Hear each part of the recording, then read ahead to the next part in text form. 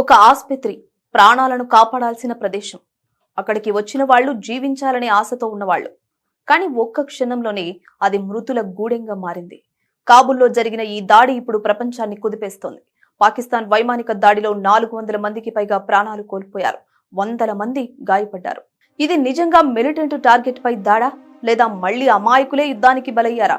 ప్రాణాలను కాపాడాల్సిన ప్రదేశాలే లక్ష్యాలుగా మారితే ఎలా? ఈ మంటల్లో కాలిపోతున్నవి ఆసుపత్రి భవనాలేనా, లేదా మనిషి విలువలు కూడా నెమ్మదిగా బూడిదవుతుందా?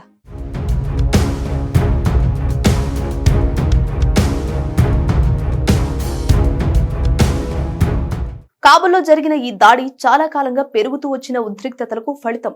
మిలిటెంట్లను లక్ష్యంగా చేసుకుని ఈ దాడి చేశామని పాక్ చెప్తోంది. టెర్రరిస్టు మౌలిక సదుపాయాలపై మాత్రమే దాడి చేశామని, పౌర ప్రాంతాలను లక్ష్యంగా చేసుకోలేదని వాదిస్తోంది. అయితే ఆఫ్ఘనిస్తాన్ మాత్రం ఈ వాదనను పూర్తిగా ఖండిస్తోంది. ఆసుపత్రి ధ్వంసమైందని, చికిత్స తీసుకుంటున్న రోగులే ఎక్కువగా చనిపోయారని వాపోతోంది. గ్రౌండ్ లెవెల్లో కనిపిస్తున్న దృశ్యాలు కూడా ఇదే విషయాన్ని చెబుతున్నాయి. మంటల్లో కాలిపోయిన భవనాలు, శిథిలాల మధ్య చిక్కుకున్న శరీరాలు, సహాయం కోసం ఏడుస్తున్న వారి వీడియోలు కళ్లకు కనిపిస్తున్నాయి. ఇది ఒక్కసారిగా జరిగిన ఘర్షణ కాదు. కొన్ని నెలలుగా పాకిస్తాన్, ఆఫ్ఘనిస్తాన్ మధ్య సరిహద్దు ప్రాంతాల్లో ఉద్రిక్తతలు పెరుగుతున్నాయి. పరస్పరం కాల్పులు, మోటార్ దాడులు జరుగుతున్నాయి. ఆఫ్ఘనిస్తాన్లోని తాలిబాన్ ప్రభుత్వం తమ దేశానికి వ్యతిరేకంగా పనిచేసే మిలిటెంట్లకు ఆశ్రయమిస్తోందని పాక్ ఆరోపిస్తోంది. మరోవైపు ఆఫ్ఘనిస్తాన్ తన భూభాగంపై దాడులనేవి సార్వభౌమాధికారానికి భంగమని చెప్తోంది. ఈ పరస్పర ఆరోపణల మధ్య అసలు భారాన్ని మోస్తున్నది మాత్రం సాధారణ ప్రజలే. ఇలా జరగడం మొదటిసారి కాదు. గతంలో కూడా ఇలాంటి దాడుల్లో అమాయకులు ప్రాణాలు కోల్పోయిన ఘటనలు నమోదయ్యాయి.